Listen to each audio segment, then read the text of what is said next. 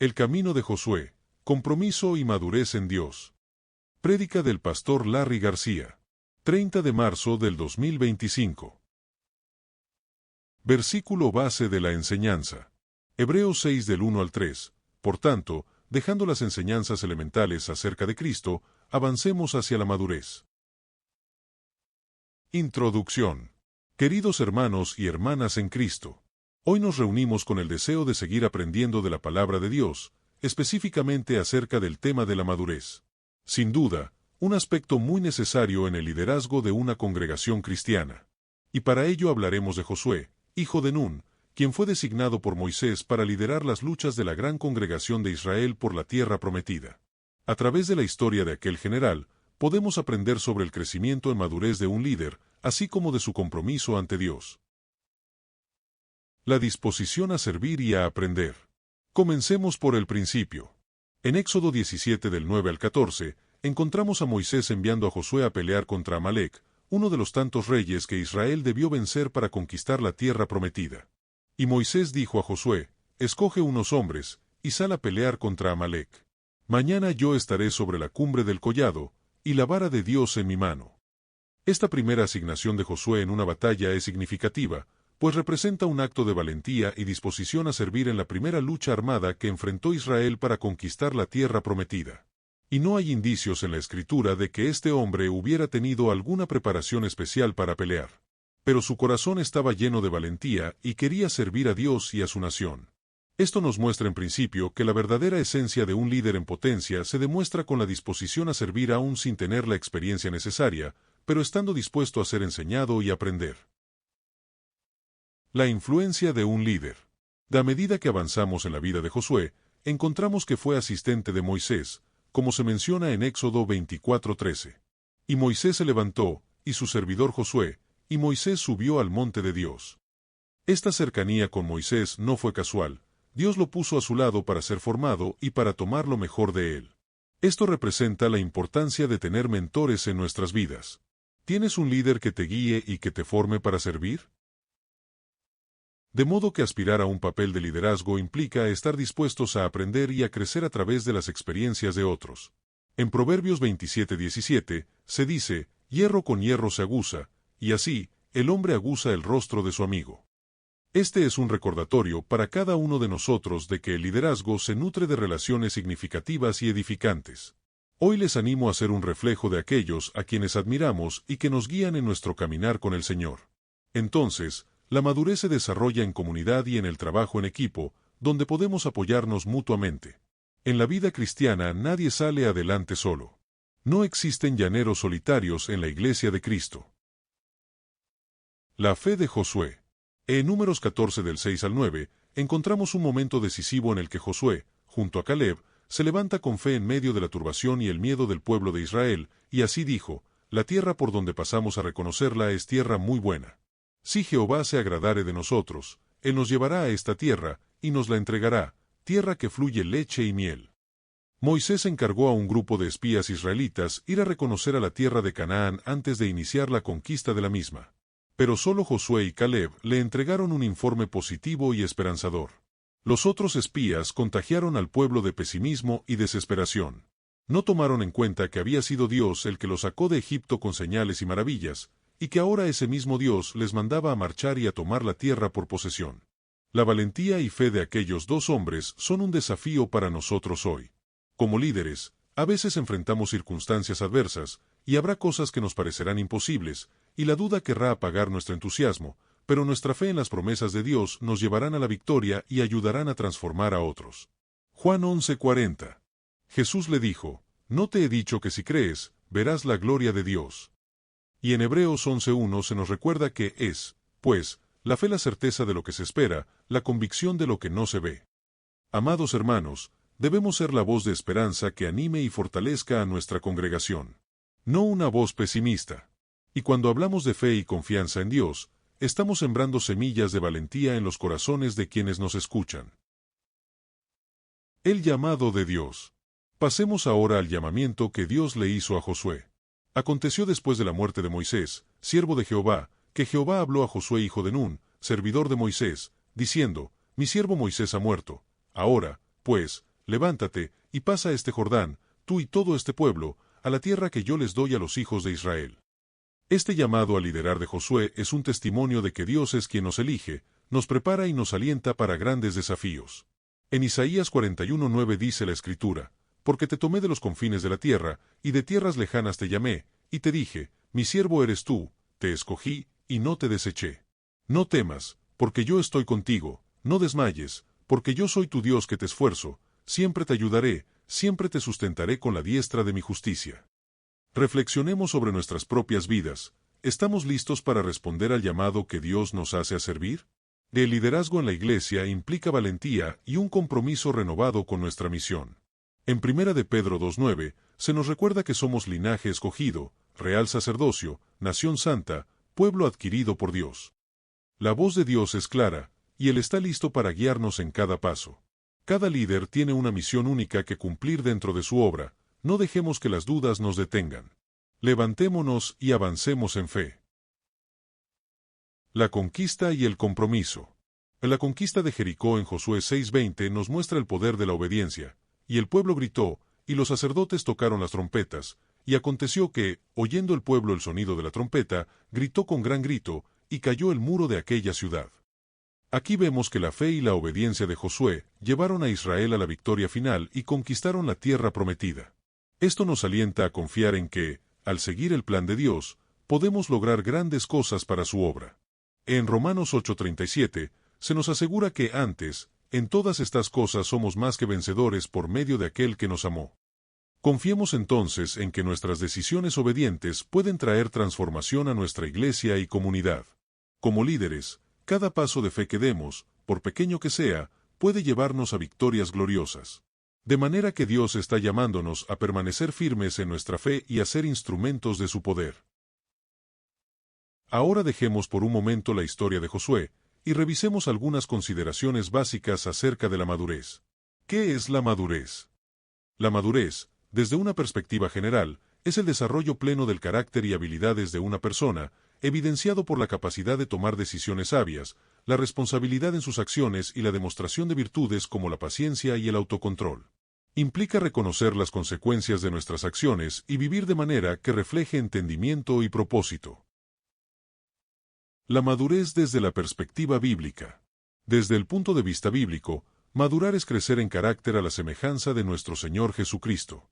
Efesios 4 del 13 al 15, hasta que todos lleguemos a la unidad de la fe y del conocimiento pleno del Hijo de Dios, a la condición de un hombre maduro, a la medida de la estatura de la plenitud de Cristo. Pero antes de examinar algunas características de la madurez en Cristo, revisemos algunos síntomas que reflejan inmadurez en un creyente. Características de la inmadurez en un cristiano. En primer lugar, el creyente inmaduro juzga antes de tiempo. La impaciencia al emitir juicios puede reflejar una falta de discernimiento espiritual. Jesús enseña en Juan 7:24 a no juzgar según las apariencias, sino juzgar con justo juicio. Y Pablo, en 1 Corintios 4 nos exhorta, así que, no juzguéis nada antes de tiempo, hasta que venga el Señor, el cual aclarará también lo oculto de las tinieblas, y manifestará las intenciones de los corazones, y entonces cada uno recibirá su alabanza de Dios. En la vida diaria, emitir juicios rápidos puede dañar relaciones y causar malentendidos. La inmadurez se muestra cuando no tomamos el tiempo para discernir o comprender antes de opinar. En 1 de Samuel, Dios le dice a Samuel que no mire la apariencia de Eliab al elegir al futuro rey, enseñándonos que Dios ve el corazón, no las apariencias. En segundo lugar, el creyente inmaduro sobrevalora sus dones. Esto puede generar orgullo y una desproporción en la perspectiva espiritual. Pablo enfatiza en 1 Corintios 12 que los dones son diversos y que ninguno es más importante que el otro, ya que todos provienen del mismo espíritu. En la iglesia, puede suceder que alguien enfocado en sus habilidades o talentos sobrevalore su papel en el cuerpo de Cristo. En 1 Corintios 12, Pablo destaca que todos los dones son importantes y que ninguno es superior al otro, mostrando la importancia de valorar la diversidad espiritual. En tercer lugar, el creyente inmaduro no se sujeta a la autoridad pastoral. Una actitud de rebeldía puede dificultar el crecimiento espiritual y la unidad en la iglesia. En Hebreos 13:17, Lucas aconseja obedecer a los líderes, ya que ellos cuidan de las almas. La rebeldía hacia la autoridad puede dificultar la armonía en la iglesia y nuestra propia edificación. En nuestro andar, Esto puede manifestarse como una falta de respeto o de cooperación con los líderes espirituales. En Números 12, Miriam y Aarón cuestionaron la autoridad de Moisés, y Dios intervino, subrayando la importancia de respetar a quienes coloca en el liderazgo. En cuarto lugar, el creyente inmaduro no reconoce la gravedad de sus propios errores. Esto refleja falta de humildad y arrepentimiento. Proverbios 28:13 dice que el que encubre sus pecados no prosperará, mas el que los confiesa y se aparta alcanzará misericordia. En el día a día, alguien inmaduro podría minimizar sus fallos o justificar sus acciones, bloqueando la oportunidad de crecimiento. El rey Saúl en 1 de Samuel 15 no reconoció la gravedad de su desobediencia al no destruir por completo a los amalecitas, lo que le llevó a ser desechado como rey. Y en quinto, el creyente inmaduro menosprecia la bendición de Dios. Esto podría indicar falta de gratitud y reverencia. Romanos 1:21 señala que cuando las personas no glorifican ni dan gracias a Dios, su entendimiento se oscurece. En la práctica esto puede manifestarse como ingratitud o no valorar las cosas que Dios provee. En Génesis 25, Esaú menospreció su primogenitura al venderla por un plato de lentejas, mostrando inmadurez al no valorar una bendición divina. Ahora pasemos a examinar las características de la madurez en un cristiano. Número 1. Sabiduría. La Biblia resalta la importancia de adquirir sabiduría. En Proverbios 4:7 dice, sabiduría ante todo, adquiere sabiduría, y sobre todas tus posesiones adquiere inteligencia. Una persona madura busca el entendimiento de Dios y aplica el conocimiento de la Biblia en su vida. Número 2. Fruto del Espíritu. Gálatas 5 del 22 al 23. Más el fruto del Espíritu es amor, gozo, paz, paciencia, benignidad, bondad, fe, mansedumbre, templanza. Contra tales cosas no hay ley. La madurez se muestra en el desarrollo de estas virtudes y solo son posibles cuando el Espíritu Santo mora dentro de nosotros. Número 3. Responsabilidad. La Biblia alienta a asumir responsabilidades, como en 1 Corintios 13:11, donde Pablo habla de dejar atrás actitudes infantiles y asumir conductas adultas y responsables. La madurez implica hacerse cargo de las propias acciones. Allí nos dice el apóstol, cuando yo era niño, hablaba como niño, pensaba como niño, razonaba como niño, pero cuando llegué a ser hombre, dejé las cosas de niño. Número 4. Empatía. La empatía implica entender y compartir los sentimientos de otros, y actuar con compasión. La madurez emocional y espiritual se refleja en la capacidad de ponerse en el lugar de otros y responder con sensibilidad, acción y respeto a sus necesidades y emociones. Este atributo es fundamental para relaciones interpersonales saludables y para el fortalecimiento y crecimiento de la Iglesia. En 1 de Juan 3:17 al 18 está escrito, pero el que tiene bienes de este mundo y ve a su hermano tener necesidad, y cierra contra su corazón, ¿cómo mora el amor de Dios en él? Hijitos míos, no amemos de palabra ni de lengua, sino de hecho y en verdad. Número 5. Cordura. Cordura es actuar con prudencia, sensatez y juicio. Pensar bien antes de hablar o hacer algo. Romanos 12:3. Digo, pues, por la gracia que me es dada, a cada cual que está entre vosotros, que no tenga más alto concepto de sí que el que debe tener, sino que piense de sí con cordura, conforme a la medida de fe que Dios repartió a cada uno. En mi propia experiencia, durante los primeros años en el Evangelio, en cierta ocasión visité a un pastor ya retirado y quien me amaba mucho en el Señor. Y recuerdo que durante mi visita empecé a desahogarme con él y a criticar a mis pastores. Y aquel hombre sabio y maduro citó ese versículo de Romanos, y me enseñó que debía de ser humilde y pensar de mí con cordura considerando que apenas era un muchacho en el Evangelio mientras que mis pastores eran personas con muchos años de experiencia. Esto me enseñó una gran lección de humildad y madurez. Jesús, el mejor ejemplo de madurez cristiana. Cada uno de los anteriores aspectos de la madurez fue una y otra vez desplegado por Jesucristo en su ministerio terrenal. Así, Jesús mostró sabiduría.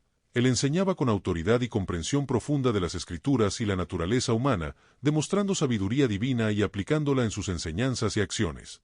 Jesús mostró el fruto del Espíritu.